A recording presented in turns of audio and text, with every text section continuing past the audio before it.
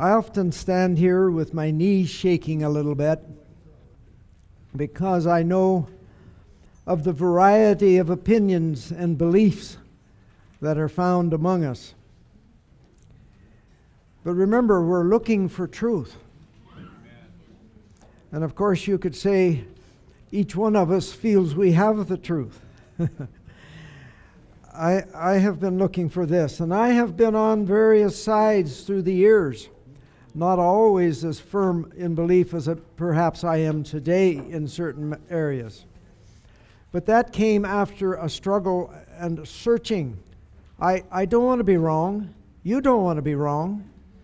And when it comes to spiritual things and those things that influence it, we don't wish to be wrong. We want to be correct. But not always have I been correct.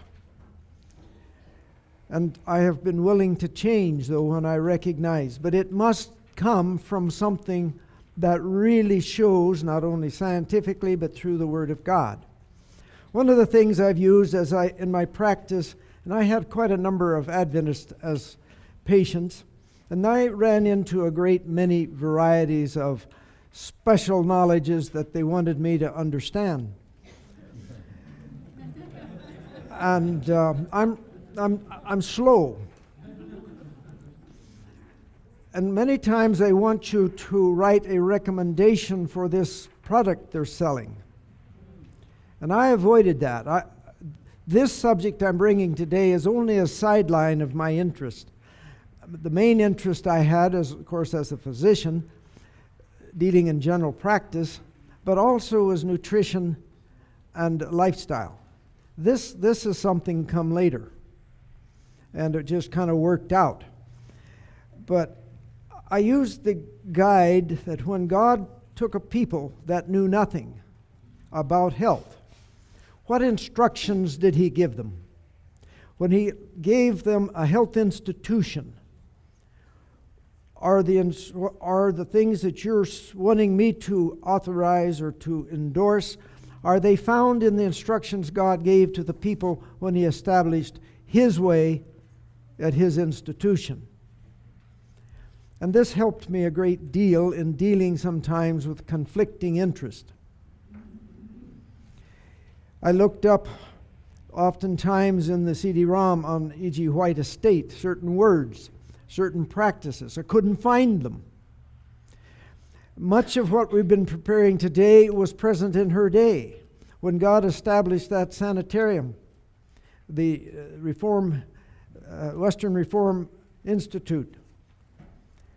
Acupuncture, of course, the mesmerism was common, the hypnotism, but many other entities around the world, and nowhere do you find that it was recommended they be a part of the establishment. That's a pretty good guide. It was simple food with exercise, abstaining from injurious substances. Pretty simple. You can't really fight it. Why is it we want to add so much to it? And it's helped me keep from maybe catching hold of something.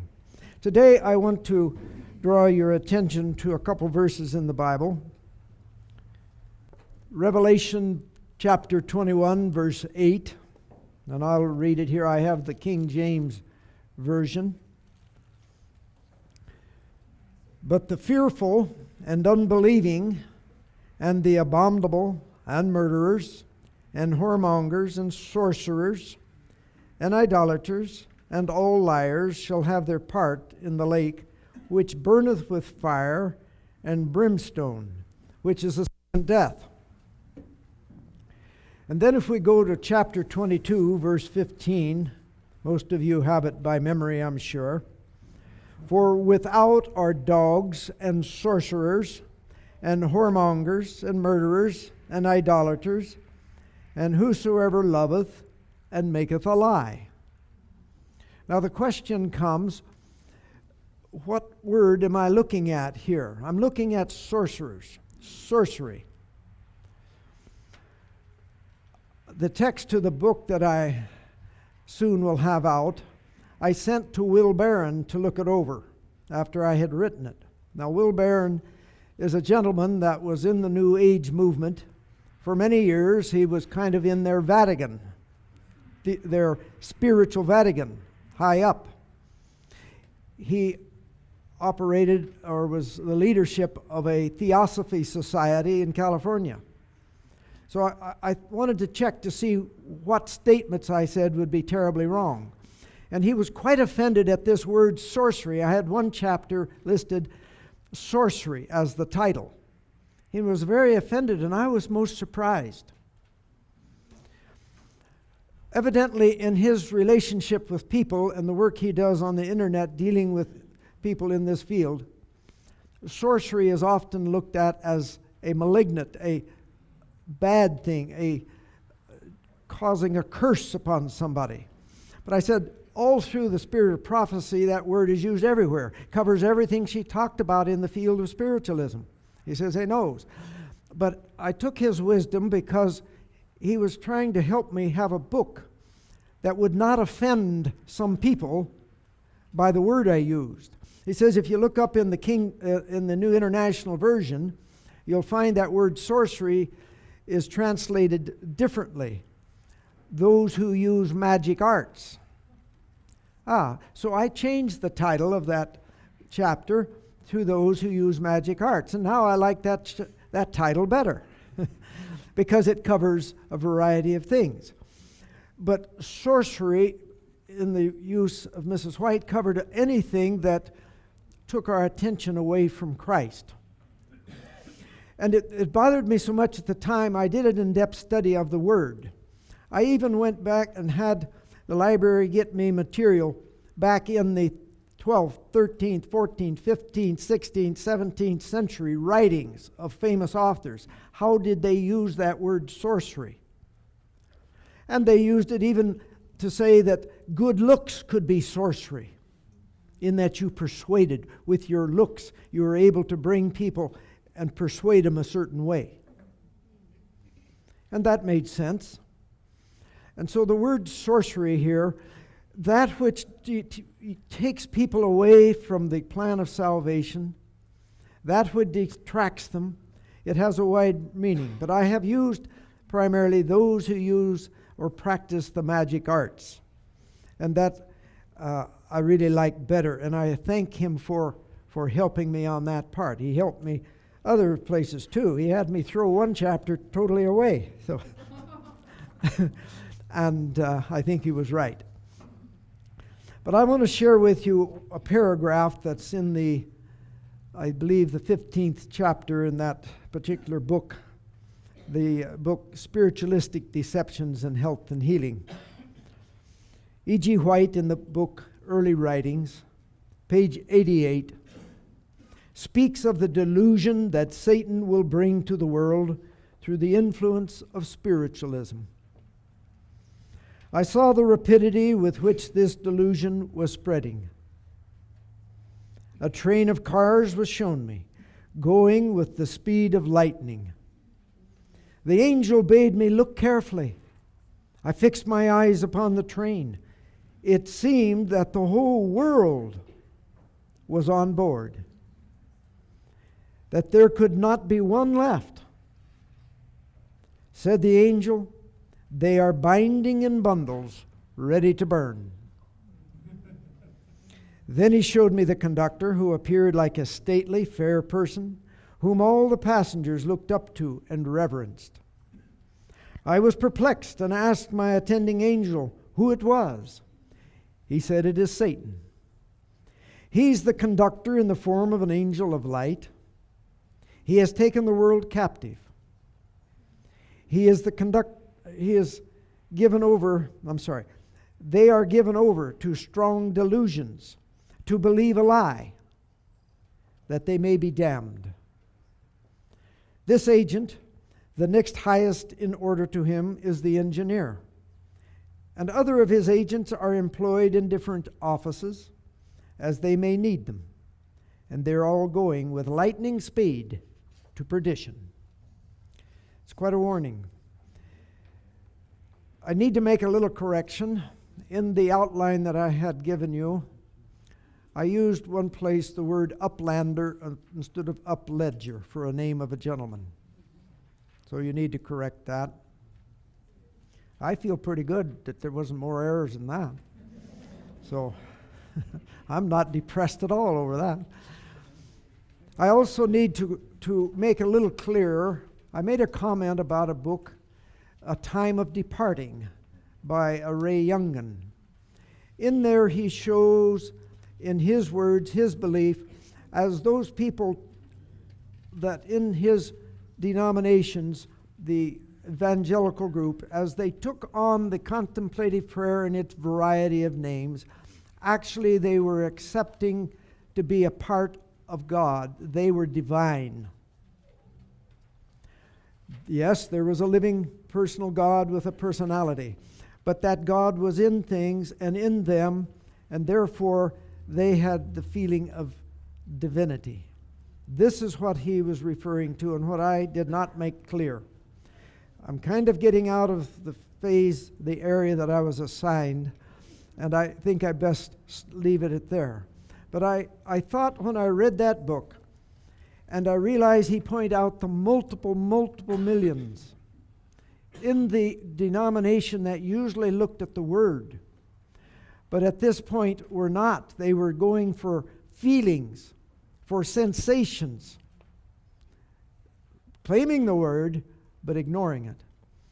That this particular paragraph that I read you came to mind.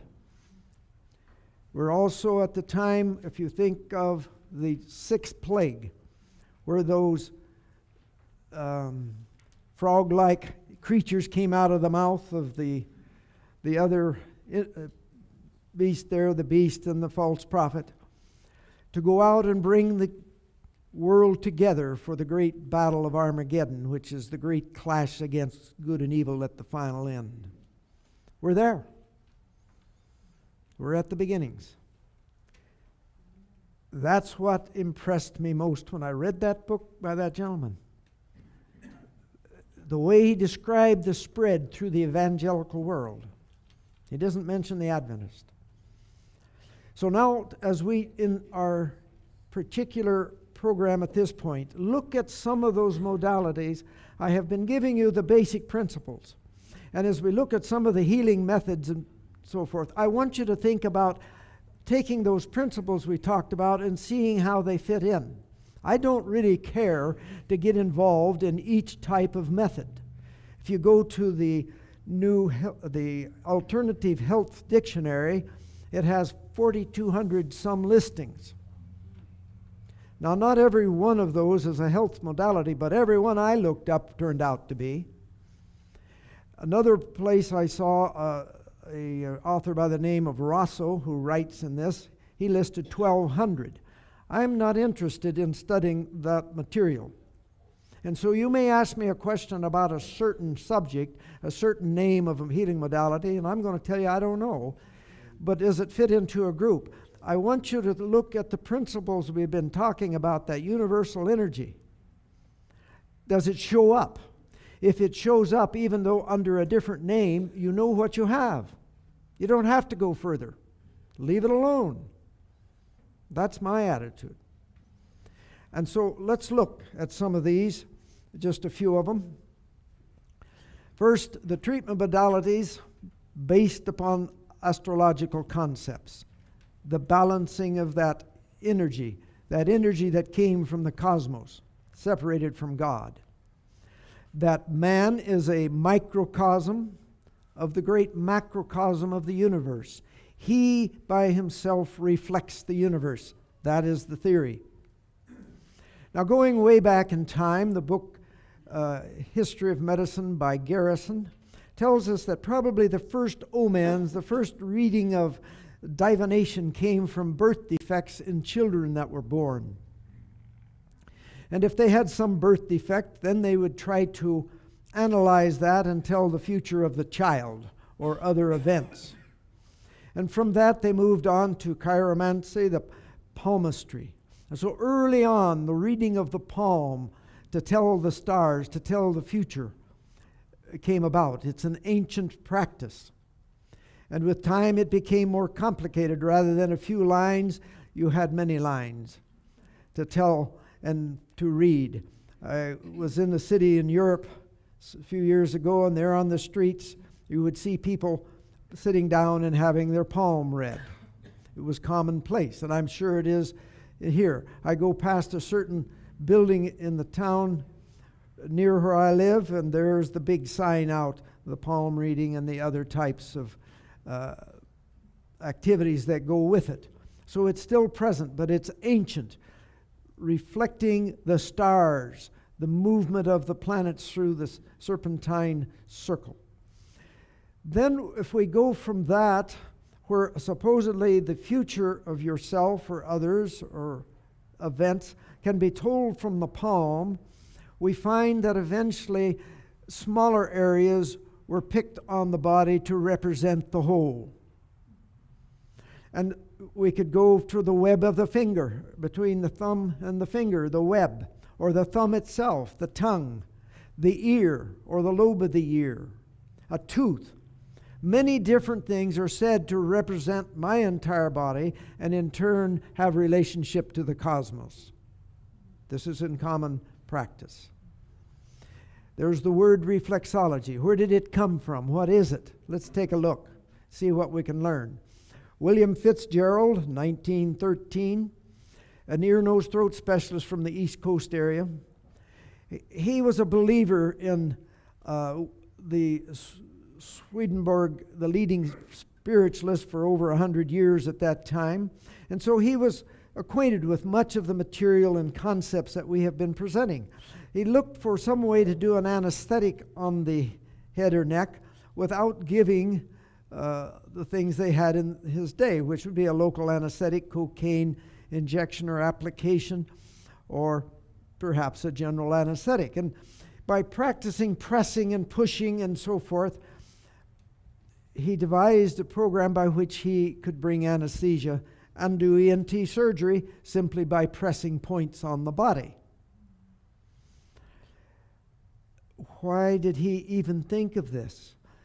Undoubtedly, there was other knowledge, other beliefs in his system that brought him around to that.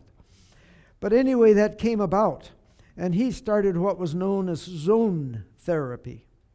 He divided the body with 5 divisions on the one side and 5 on the other. And he assigned the organs on the right-hand side of the body to the right hand or foot, and to the left side to that part. The liver goes on both sides, part on the left, mostly on the right, and so they had to work some of these arrangements out. And then a lady by the name of Eunice D. Ingham picked this up after he died, and she enlarged upon it. She actually outlined and mapped the feet and the hands that were supposed to represent the other parts of the body. But over in England, a lady there picked it up and she gave it the name reflexology. It's widespread around the world. I've been in many, many countries. And I've seen great, huge signs, 8 feet high in a door window with a whole foot painted there with all of the markings on. My wife and I were with a group of retired workers. 2/3 of them, every town, stopped to have the feet rubbed. And I started to advise someone or say a little something or question that, and I got told where to go. So I didn't want to create problems on a small group and traveling. I kept my mouth shut. When I came home, though, I gave and wrote a very long letter outlining my understanding. There were 2 ministers as a part of this group. One of them that had spent 30 years in China, he called me up and gave me high praise. It was worth it. He had lived there and worked all those years, but he didn't understand some of the things going on. He had not participated. He didn't say anything. But these were honest people. They meant well, but they did not understand what they were choosing. The comment is in this particular method that there are nerves that come into the hand that connect with certain parts of the body directly. To the bottom of the feet, supposed to be 7,200 nerves that end down at the bottom of the foot. I'm challenging any physician or anybody else here to bring me an anatomy book or a neurology book that says such things. Then the next challenge is show me where somebody has shown that rubbing a nerve corrects cirrhosis of the liver or hepatitis from the virus, or if I have myocarditis, that rubbing a nerve is going to correct this, or meningitis. I was invited to a women's ministry retreat that I spoke of earlier, and this was one of the presentations. And the lady that had carried, an Adventist lady, had carried it on in this nation for some years, pretty much by herself, kept this alive, and she wanted to work my hand over, and I didn't want to give it to her. And she went to an engineer that was there. He and I both understood what was going on, and he wouldn't give his either. And we didn't want to be rude, but at the same time, we weren't choosing to join in. And so we somehow managed to not cause a commotion, and we slipped apart. But there we were being presented as women's ministry, this modality, along with some others. Is there truth in it? Well, people will tell you how they've gotten well. And I'm not going to deny. If they said so, who am I to say they didn't? But is it something that in the long run, when you take 1,000 people and you treat them for different diseases and you rub their feet, do you find that the years later their problems have been cleared? We don't see that.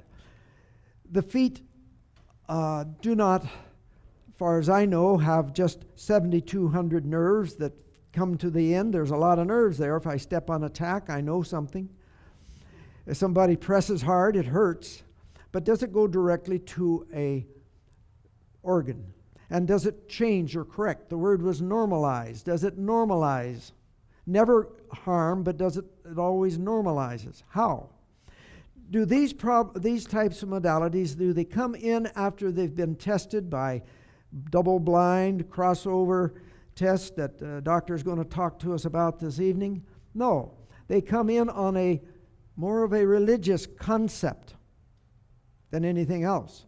If you go back and study the history of medicine, you'll find in the very early phases of the Egyptian civilization, the Akkadian, the Mesopotamian,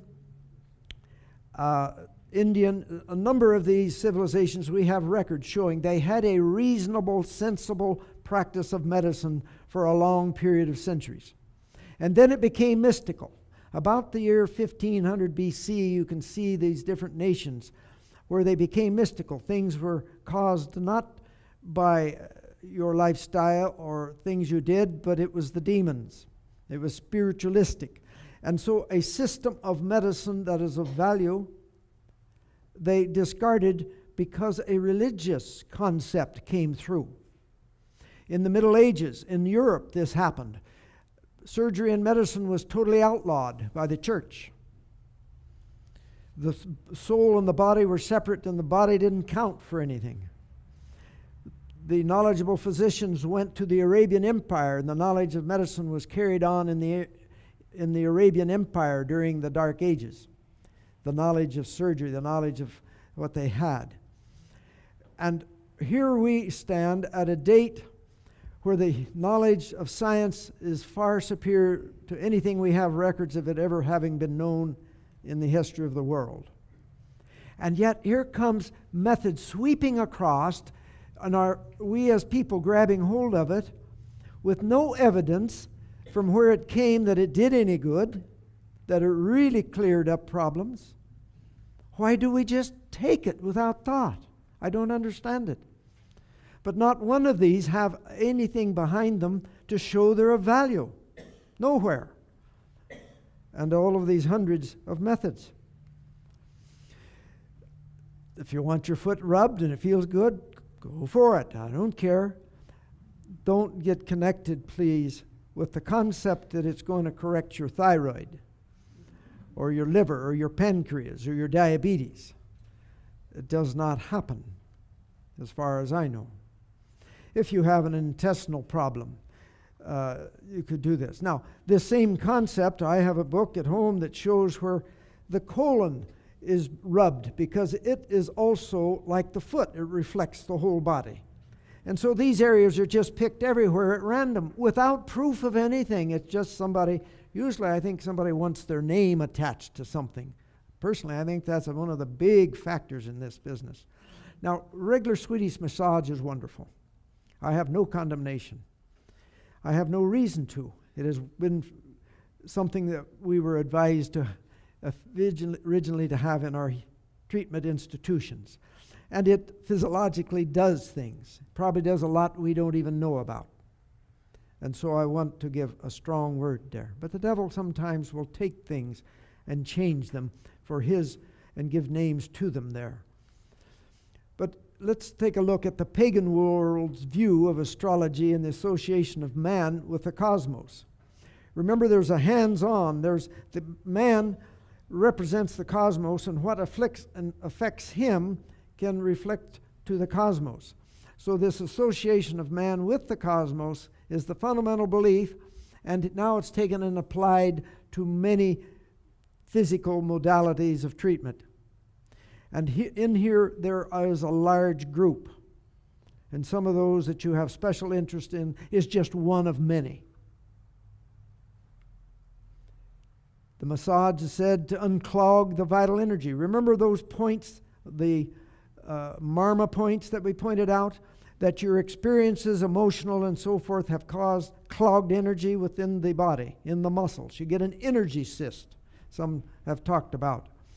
And that by massaging, you get that higher level. You go up in those planes that we pointed out this morning, those 7 planes, you raise it to the higher ones, get a higher consciousness, working on toward the lotus, the jewel, the flower at the top. So the word consciousness should raise your interest immediately when you see this. Energy, balancing, consciousness. These are things that alert you to it. You don't have to go further most of the time. In fact, a lot of this literature, all you have to do is about 2 pages and look at the vocabulary they've used, and you know what you've got without ever running onto any of these terms. You don't know what you've read, that's for sure. And it's just word after word, twisted, turned, and moved. Any of you that have looked it over, you'll know what I'm talking about. It's irritating, to tell you the truth. Now, here's some major body therapies. Soma is Greek for body, I'm told. I don't know Greek. But body therapy, soma therapy. Rolfing is a Swedish massage, but with extreme pressure, enough so that it causes extensive bruising. Shiastu. All right, now that's one with very gentle touch, but all spots all over the body. We'll look at that just briefly a little later. Polarity is where somehow this energy got clogged at the bottom or at the top, and you've got to balance this sort of thing. Applied kinesiology we'll look at in more detail. Reiki, that's probably one of the most, nearly the most popular. There's, in the year 2000, there were more than 1 million practitioners of Reiki in the United States, according to the journal from the Reiki Association, or the Theosophy Association. More than 1 million. Just a few years before, there was only 500,000. So within a short time, it doubled. What is it? It's projecting the energy, a gentle touch, but that energy that's, we're supposed to be made of, the aura, that big coil inside, it's putting it by hand. It's one of the somas, one of the body energy mechanisms. The craniosacral falls into this. It's just one of many. Alexander technique, Feldenkrais, Russian. This one is quite famous for a long time. Therapeutic touch, probably the most widespread of all. And we'll come to that in a little more detail. Let me share with you a list, not that I made, but I took out of the Alternative Health Dictionary under the soma therapies, the body, mind, relationship therapies. Some of them, let me read them. Aikido. Correct me, don't bother. Alexander technique, applied kinesiology, Erica, Aston patterning, awareness through movement, bioenergetics, body-mind centering, let it go, continuum, craniosacral, utani, focusing, functional integration, Hakomi, Heller work, judo, karate, kundalini yoga, kung fu, lomi, oki yoga, process oriental, psychotherapy, rebirthing, reflexology, resonant kinesiology, Rolfing, Rosenwork, sensory awareness, Shen, soma synthesis, Tai Chi, touch for health, Trager, transfiber, yoga therapy, zero balancing, and I'm sure there are more. Why I'm reading all of these, I want you to gain a perspective that maybe you have heard of one or two, and we want to know all about that. But let's remember there's a whole group of them, and there's not a dime's worth of difference between any of them. When you really come down to it, there isn't. And let me share with you what I was going to do tomorrow at the end when we finish, but I suspect there will be a number not there tomorrow.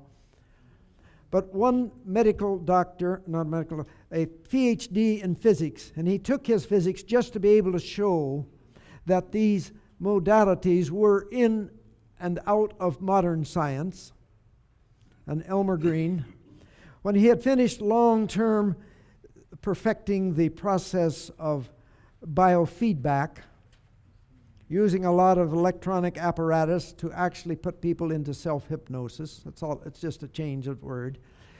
He says, I suddenly realized that this whole process was nothing of itself. Zero.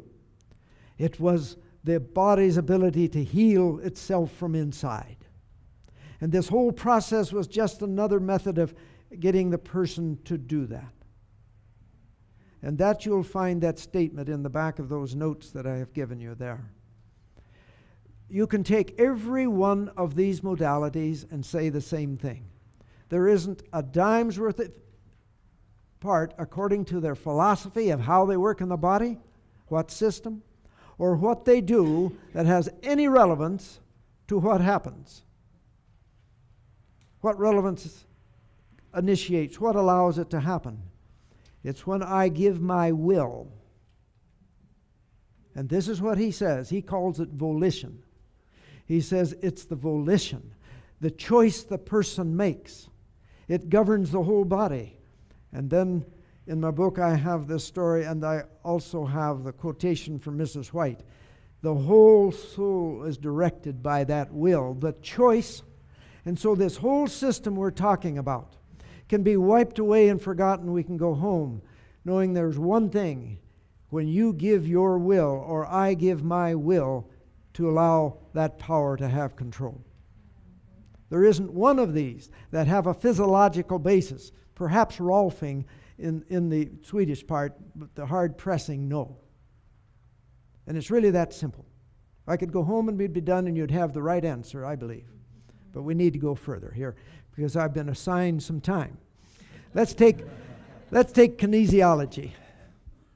What is that? Kinesiology is a real science. Those that are doctors and dentists can remember the days they were in anatomy and they had this cadaver trying to make heads and their tails out of all of these. And science, we had the physical therapists joining us, and they were studying the movements of all the bones and the muscles with the joints. That's kinesiology. It's a proper, correct science. But applied kinesiology is a whole different world, has no relevance. They've used terms that have tied it in. George Goodhart, a chiropractor who was a psychic, we're told it by the literature. He blended the theory of this innate intelligence, which came from Dan Palmer, the man that originated chiropractic, and he mixed it with Eastern mysticism. And he calls it applied kinesiology. What is it? Well, He even says, we're told in the literature that it came by psychic, this whole philosophy. And much of these methods have come that way, by some spirit channeling. Applied kinesiology, the premise is that if I have an organ that is not functioning well inside, that there's a particular bundle of muscles someplace on the body, and this doctor mapped them all out in great detail, that muscle becomes weak. And you can test it. Maybe you'll lay down and put your arm out, and they'll put, perhaps you'll hold something else in the hand, or they'll put a hand over the organ. There's a multitudes of ways, and the muscle will show weakness. It just can't hold up. Does it happen? Yes, it happens. There's a power there. And maybe I'm allergic to something, so I'll put a food or something else in my mouth to be tested, and now I hold my arm out, and if I'm allergic to it, I can't hold my arm up. They'll push on it. If I need to correct that allergy, then I go into exercise to strengthen the muscle which corrects my allergy. If I have a deficiency in vitamin A or B or D or whatever, it can be tested by checking the certain muscle that checks that area, and on and on. I haven't studied it in too much detail as to the localities. I'm not interested. I'm truly not. But this is a very popular thing. I've heard it for years as a practitioner. People would come. I came into the narthex of the church one day, and there were some young people practicing this and wanting to know what I thought about it. It was a wrong question. All right, testing of allergies, vitamin deficiencies, mineral deficiencies. Select the homeopathic remedy. We'll talk tomorrow a little bit about homeopathic remedies. Select which tooth to pull. Who wants to volunteer for that one? Do you have confidence enough that they'll let them to take that big molar out? That would be really beginning to hear the rubber meets the road, wouldn't it? On there. And so if you can put something in the mouth or hold it and do this, you can go through this testing. Now the sway test is nothing any different. It's all divination. What does the Bible tell us about divination? Or divination, whichever way you like to pronounce it. Stay away from it. Abomination. He's wiping out whole nations because they did it and putting in Israel and says you're not to do it. This is simple divination. Founded upon absolutely, in my understanding, there's no science of any nature to support it in any way. Now, some people say, I don't believe in science. That's okay. It's your choice. I'm sharing with you my understanding. And if you have a different understanding, I'm not going to argue with you. The applied kinesiology, therapy localization. Dr. Goodhart says it's capable of identifying virtually all faults and dysfunctions that have an effect on the nervous system. These encompass everything from subluxation of the spine to imbalances in the body's energy fields. You see, those subluxations were, as my understanding as I read, this innate energy, this universal energy called innate, was when there was a blockage someplace in the nervous system. It was referred to as a subluxation, and the manipulation was to free that. So that's what he's referring to here. He says it's is capable of identifying virtually all faults and dysfunctions that have an effect on the nervous system. These encompass everything from subluxation of the spine to imbalances in the body's energy fields. Reflexology applied is a little different, but here we have this kinesiology. The applied kinesiology is a form of divination. And the treatment method? Well, we start correcting those muscles in strength. Exercise is good. But it says it can evaluate and correct 5 systems: nervous, circulatory, gastrointestinal, forget the other one in this moment, and then the meridian system. Lymphatic, thank you. The meridian system. Is there a system, if you go and pick up a textbooks in the sciences, is there a system, the meridian system? It comes out of the astrology of traditional Chinese medicine. And the claims are to permit even flow of cosmetic energy through the body. And now this doctor and another chiropractor, Dr. Thie, got together and they decided this meridians could be corrected by simply going up and down the body and correcting the meridians that were out of balance. You don't need the needles or the acupressure. You can do this manner with Touch for Health. Very simple, very easy. You see, he actually established the first system, applied kinesiology, he said, for the professional. But for the non-professional, they came with Touch for Health. Very easy to do. There we are. You pronounce it.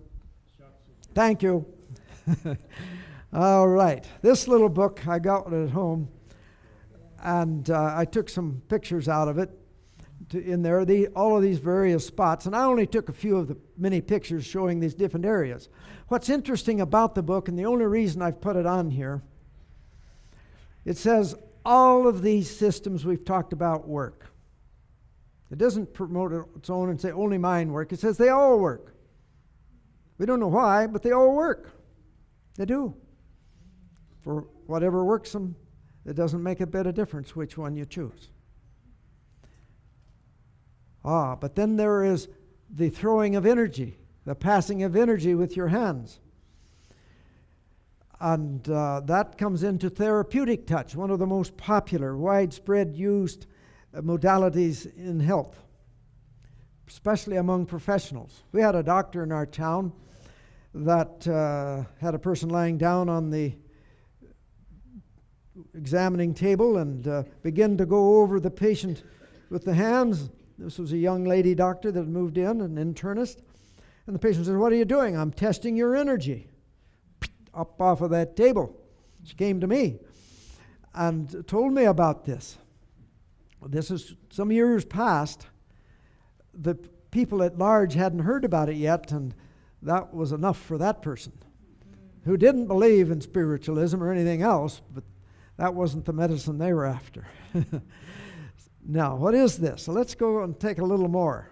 It's an energy transfer, supposedly. The president of the Theosophy Society, Dora Kuntz, originated this. How did she originate it? Well, she was given message by spirit through channeling. And she was a friend of the chief nurse, head nurse of Harvard University School of Nursing. And she also interested in the Eastern mysticism programs, took it up, began to spread, went around the world, and in a short time there was over 100,000 practitioners, 43,000 of them, this is 1998 I believe, 43,000 of them professionals practicing. So out of the spiritualism, these invisible intelligences, these Satan's angels, and out of the Theosophy organization came this therapeutic touch. What does it do? Well, we'll look. I mentioned these professionals that took it, and it's still popular. I don't know how big it is at this point. The technique is based on 4 things. Centering, they say. That's meditation. Quietness of the mind. Passivity. Assessment. Scanning the body with your hand to feel the energy fields. That's when my patient left the table. Unruffling. Well, you check for stagnant energy, and if you find some, you throw it out. You sweep it away with the hands, and then you transfer yours or the energy from the cosmos through you to the patient. The transfer. Now, their claim is that they can feel a person's energy field. A young lady in grade school. Doctor, you said 12 years old, something of that nature, 10, 12. I'll bet you some things I learned later, I got a feeling she was of the church, I think. But she did a test in her science work at school that was good enough to enter 3 prestigious medical journals, and it went around the nation in national TV on this particular modality of therapy. She put a double blind so that the practitioners, they brought a number of practitioners of this therapy, and they put their hands through a hole in a blanket, and they could not see what's on the other side. And they had to determine when there was some body or hand or human flesh under their arm. They were under their hand. This was what they said they could do. They can feel your energy. So they were put to the test, and they failed it miserably. And this was written up by somebody, hit the 3 medical journals, American Journal, the Journal of American Medical Association, and 2 British journals, Lancet and the British Medical Journal, I believe, and national TV. And there were some other studies of this blinded type on the same study. It does not stand to science. Craniosacral, which you have had more interest in here, is just one of the many. I have not heard of this till about 3 years ago, and then just hadn't heard it again recently. All of the books I've read through the years haven't had even a mention of it. So it must be a recent popularity. All of the books written by Christian authors that covered many, many things never mentioned it. But it's only one of the many somatic soma-type therapies, and not a dime's worth of difference from the others. The Reiki, where they would feel in the Reiki they feel around the head, and they can, when you get the second level of it, they can throw the energy a long distance, miles and thousands of them. And it's a gentle touch, and this one, as I read about it, is a gentle touch. And then a theory came that there is a abnormality in the flow of the cerebral spinal fluid. Where did this come from? Let's see what we can find. The supposed obstructed flow is to be responsible for different diseases of the body. Again, why isn't it in my textbooks? Why is it that it hasn't been everywhere? This is questions I ask. The originator, Dr. Sutherland, first presented it to the public in 1929. What he did, he got some belts and wrapped them around his head tight and squeezed them tight, and he waited to see what symptoms he got. Wow, certain ones he felt dizzy and a problem, so he readjusted them. And then he readjusted, and after a while he convinced himself that there was certain physiological things here. Well, if a tight belt around your head, you would have symptoms, truly. And out of this came his philosophy, not from some study of a science that began to show that the cerebral fluids were creating problems, but it came from this origin. But others grabbed a hold of it, and it became truth. The concept that there's a rhythm of the brain. Now, I've worked with a neurosurgeon for 15 years, assisting in surgery. So I've seen a lot of cerebral spinal fluid. And I've seen a lot of the brain and the membranes and so forth. There is pulsation when the heart beats, but we did not recognize pulsation otherwise. Dr. Uplinger, when he first got interested, he was assisting in neurosurgery. He was the assistant, and something slipped out of his hands in the forceps. And the blame got to be this rhythm or this pulsation of the brain. It was inept assistance. That's what the neurosurgeon would have said. But it got twisted and moved into the other direction. The concept that the brain has a rhythmic motion is not substantiated. I'm not saying it isn't there, but nobody's found it, and we've got techniques in this world that'll measure things you can't believe in minutia. Pulsation of the brain is transmitted, it says, through the fluid. All right? But does that prove or have any concept to show you that I have a problem with my liver or my adrenals or pancreas because of that? There isn't the slightest common sense type of thing to tie it together. It's incomprehensible to me how this can come about. Eventually, he discovered that a power within produced this results. And he didn't need now any exterior forces. He can do it by mind. Mesmerism, same thing. In fact, all through this history of all of these types of things, you'll see where they have some modality, and eventually they don't need the modality. They can do it by mind. The Qigong has their exercise. Eventually they can do it without the exercise. They can change your qi without touching you. All of these have this, seem to move in a way where you don't need any modality. See what I mean when I said the modalities can be thrown away, all of them, forget them. They haven't an iota to do with any of this. It is my will that I put in that place. So he put spiritual reverence thereafter. The breath of life was the universal energy. He had a different name for it. Then Uplinger, the D.O., picked this up later years, and he even at one time dismissed the scientific physiology to explain it. And it's a little hard to see the quotation there as to where I took that. But then there's the somato-emotional release, where you have these cysts of energy that supposedly are in the muscle. But all of this is not recognized and is not something that can be repeated in the science of investigation. Two basic science teachers at the University of New England in the osteopathic school, because they have attached another name in it when the osteopaths took it into their schools. It became bioenergetics. Proposed mechanism for craniooscopy is invalid. Reliability of diagnosis is zero.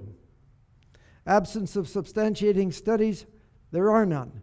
Should be removed from the osteopathic schools and licensing exams, according to this Stephen Barrett, MD.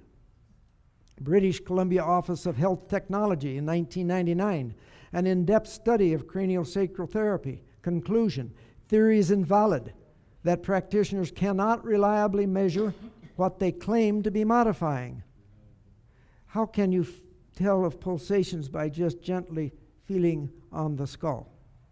It defies my imagination. And then, even if it had pulsation, how can I be certain that it has something to do with my illness? There is nothing that I can gather in to help me believe that. Now, I'm not trying to make fun of those that do, but it's not based upon science. If you go out into your automobile and you start it up, or you try to and it doesn't start, you go back to the back end and you begin to rub a little bit on the trunk. Now, it's humorous, but it's a point I'm trying to make. My body's far more complicated than that automobile. That rocket that goes to the moon is far more complicated than that. And if something goes right, they don't go back on the tail when it gets to the earth and rub on it. If you are a carpenter, you correct things according to wisdom and judgment, and you know how it works. If you're an electrician, you say there's no juice in that, and so you grab a hold of two wires, 440, and you're not here any longer. You defy science. And so common sense, actually, I believe every one of these can be dealt with on common sense. Just knowing, you know the physics of the things you work with. Why in our bodies do we ignore those? We're built on the same principles of physics and chemistry as all of the rest is built. Not an iota of difference. I'm through preaching. Aromatherapy, another one of the smell of flowers, the essence, the vibrance, the frequencies affect my chakras and raise up my level of consciousness. And if you want to get a higher level on them, you take it out, you put them in the sunshine with a little water, let them sit in the sun, and the flower essence becomes potentialized. It's greater and more effective, a higher level of frequency above the level of light. Flower essence. I went into a New Age store to take some of these pictures Now, I kind of kept my eye on them when I was taking this. I thought maybe I'd get thrown out, but I didn't. And the massage with essential oils taken out. All of this the same thing, a mishmash. So many things. It makes your head swim. Where to turn, what to do. Common sense will solve it all in a moment. Satanic agents claim to cure disease. They attribute the power to electricity, magnetism, or the so-called sympathetic remedies, while in truth they are but channels for Satan's electric currents. By this means he casts his spell over the bodies of souls of men. Trust in a creator God to sustain us. What did he give us in instructions when he gave us a little sanitarium? It's a good guide to go by. And through the years we have vast amount of writings that have brought people, only a few of them doing it, but brought those people and the rest that haven't to a level that is recognized as the longer lived people in the nation, in the world. By taking just some of those principles we followed, we were all guilty of not doing all of them. We have time-honored proof. They come from God. Why do we go to Beelzebub? Defies description.